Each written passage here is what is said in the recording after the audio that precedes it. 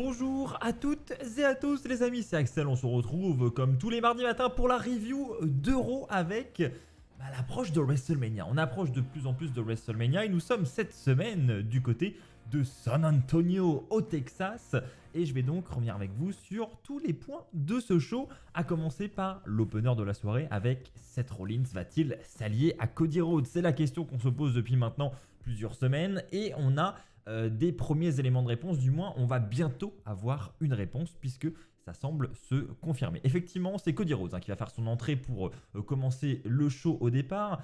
Cody Rhodes va nous parler évidemment de The Rock qui a fait cette contre-offre à SmackDown cette semaine. Il comprendrait si Rollins voulait se concentrer sur McIntyre et ne voulait pas l'aider à WrestleMania, donc il va demander à Rollins de venir. Rollins va dire à Cody, écoute, battre la Bloodline, c'est la plus grande chose que l'on peut faire ensemble. Ensuite, il va critiquer un petit peu The Rock. Rollins, il va lui donner d'ailleurs un nouveau petit surnom.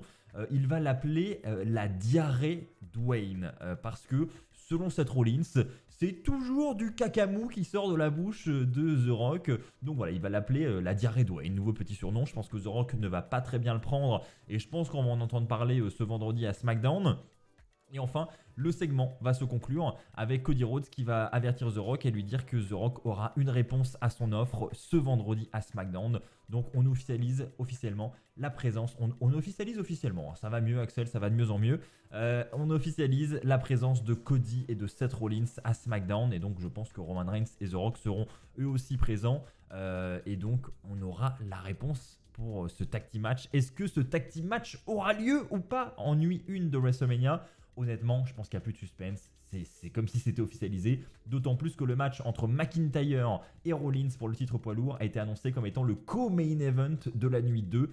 Donc ça, c'est désormais officiel aussi. Bon, perso, je ne suis pas un grand fan de ce tag team match, vous le savez maintenant.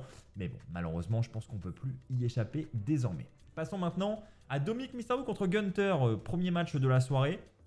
Un match assez sympa, mine de rien, Dominic qui s'en est plutôt bien sorti, on n'est pas sur un squash, donc ça c'est déjà une bonne chose. À la fin du match, Dominic va se lancer en frog splash, mais Gunther va réussir à l'éviter et il va ensuite enchaîner avec un dropkick pour ensuite asséner sa powerbomb à Dominic, suivi de son Boston Crab pour faire abandonner Dominic Mysterio et donc on a un Gunther qui va remporter ce match. On aura d'ailleurs l'officialisation du match de Gunther pour WrestleMania. Alors on ne connaît pas encore son adversaire, mais on sait comment sera déterminé son adversaire. Et j'en parlerai dans un point un petit peu plus tard dans cette review. En attendant, passons au point suivant. Nous allons maintenant parler de la division féminine avec un match tag team féminin. Avec d'un côté Kayden Carter et Katana Chance et de l'autre Zoey Stark et Shayna Baszler. Honnêtement, quand j'ai vu le match arriver, je me suis dit ouh là là, le squash. Et en fait, non, on n'a pas eu un squash du tout. On a un match assez équilibré qui a une bonne petite durée. Donc Chance et Carter vont faire un saut du haut du coin, suivi d'un side slam sur Zoey Stark, mais Baszler va ensuite briser le compte. Carter va vouloir repousser Baszler, mais Baszler va l'attraper avec sa Kairi Fuda Clutch. Chance va vouloir stopper cette soumission, mais Zoey Stark va la surprendre avec un roll-up et donc victoire suite à un roll-up. Bon, la victoire, voilà, pas ouf suite au roll-up, mais bon, victoire quand même d'un clan qui commence à prendre de l'ampleur du côté de Raw, cette équipe entre Zoey Stark et Shayna Baszler. Donc moi j'aime bien l'association, je la trouve plutôt pas mal. Après le combat, on a Damage Control qui était aux abords du ring, qui va entrer sur le ring, et on a Dakota Kai qui va suggérer un match pour les titres par équipe à celles qui viennent de remporter le match. Et elle terminera le segment en disant « Vous allez pleurer comme Bayley l'a fait ». Et Shayna Baszler va ensuite prendre le micro et dire « Écoute, on accepte ton challenge, on se voit la semaine prochaine ». Donc semaine prochaine, visiblement, match pour les titres par équipe féminin entre Zoey Stark, Shayna Baszler et les championnes par équipe. Donc ça, c'est une plutôt bonne chose. Voilà. Je ne sais pas honnêtement quelle direction on prend à l'approche de WrestleMania. On a eu des segments coulisses avec d'autres équipes, etc. On aurait bien un match à plusieurs équipes. J'ai envie de dire c'est un peu un classique à WrestleMania. Mais voilà, en attendant, je trouve que ce petit segment était plutôt sympa du côté de Raw cette semaine pour les titres par équipe féminin avec la présence des championnes. Voilà, pas mal. On enchaîne avec Liv Morgan qui vient régler ses comptes. Effectivement, On a premièrement un match entre Nia Jax et Becky Lynch, c'était annoncé. Donc à la fin du combat, on a Nia qui va bloquer le disarmeur de Becky Lynch, qui va ensuite vouloir monter sur le coin pour son Banzai Drop, mais Becky Lynch va l'éviter à son tour. Elle va ensuite enchaîner avec son disarmeur. Nia Jax va réussir à s'échapper en sortant du ring. Elle va emmener Becky avec elle pour la lancer le long de la barricade. Mais là, Nia Jax va ensuite repousser Becky sur le ring. Et c'est à ce moment que Liv Morgan va débarquer par la foule, comme vous pouvez le voir sur ces images. Morgan va ensuite s'approcher de Becky pour souligner que bah voilà, elle est intervenue dans ce match tout comme Becky l'a fait la semaine dernière. Donc elle lui dit t'as vu ce que ça fait un peu d'intervenir dans le match des autres. Donc voilà, c'était assez fun. Et ensuite Nia va en profiter justement pour tirer Liv et Becky à l'extérieur du ring. Et donc là Nia Jax ensuite va enchaîner avec elle va pousser Becky Lynch le long du coin et elle va réaliser un leg drop sur Liv Morgan. Donc voilà, et ensuite les deux catcheuses Liv et Becky auront une autre altercation en coulisses et on officialisera un match entre les deux la semaine prochaine à Raw. Voilà, moi je trouve que ça peut être sympa, une mini rivalité entre Liv Morgan et Becky avec à côté Rhea Ripley qui rigole de la situation, hein. Elle a eu le petit segment en coulisses, elle est arrivée et elle s'est mise à rire. Voilà, c'est fun, c'est sympa. On prend quoi. Hein.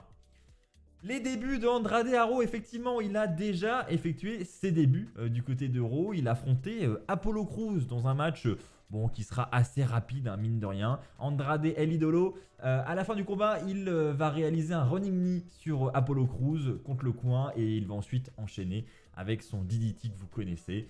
Et donc victoire suite à ça.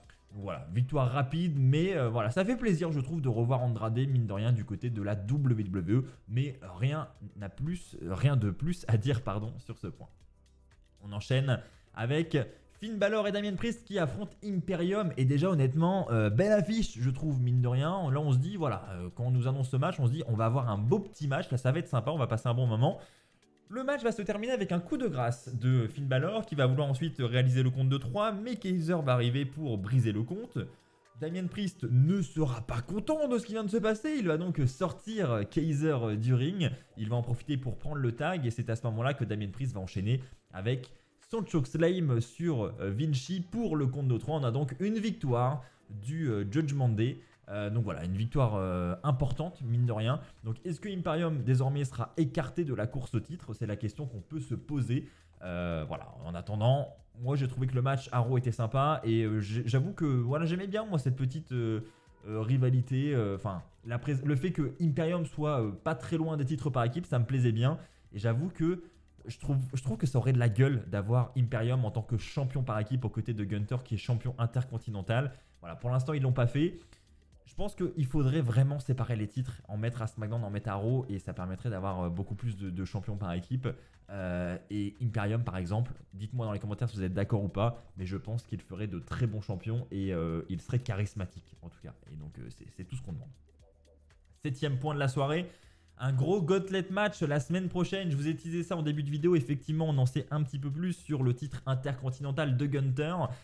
Puisque on avait un segment de Adam Pearce qui va nous dire qu'il a fait une grande analyse. Il a trouvé les 6 personnes qui répondent aux critères pour aller affronter Gunther à WrestleMania. Donc il va citer Sami Zayn, Ricochet, Shinsuke Nakamura, Bronson Reed, JD McDonagh et Chad Gable. Et en fait, ces 6 hommes vont s'affronter la semaine prochaine dans un gauntlet match pour déterminer celui qui ira affronter Gunther à WrestleMania 40. Et on a suite à cette annonce un match entre Sami Zayn et Ivar. Donc à la fin du combat, vous l'avez déjà vu là sur les images qui viennent de passer, Sami va se lancer pour son Haluva Kick, mais Ivar va l'éviter. Et ensuite il va réaliser son moonsault, mais Sami Zayn va à son tour esquiver ce moonsault et il va cette fois-ci réenchaîner avec son Haluva Kick qui cette fois-ci va passer et il va réaliser le compte de 3, donc il va réussir à battre Ivar. Donc on a vu un petit segment en plus en coulisses juste avant où clairement Sami Zayn commençait à douter un petit peu et il a finalement réussi à battre Ivar, donc belle victoire. Mais après on a l'attaque de Bronson Reed qui va venir réaliser son tsunami sur Sami Zayn. Donc voilà, on a une grosse guéguerre entre tous ces hommes. On a eu des segments en coulisses tout au long de la soirée, notamment un segment avec Chad Gable qui a l'air très déterminé, et Chad Gable qui veut vraiment son moment à WrestleMania. Il veut mettre les mains sur ce titre devant sa famille, pour ses enfants, etc. Je mettrai une pièce sur Chad Gable. Je donne mon petit prono pour la semaine prochaine, mais je sens bien Chad Gable. On avait eu déjà de très beaux matchs entre Chad Gable et Gunther. Je pense qu'on pourrait avoir un autre match la semaine prochaine. Après, donc pour moi c'est soit ça, soit on a un 1 contre 1 Chad Gable Gunter, soit on a un match à plusieurs. En mode, la semaine prochaine, le Gauntlet match, ça va être n'importe quoi, ça va partir en tous les sens.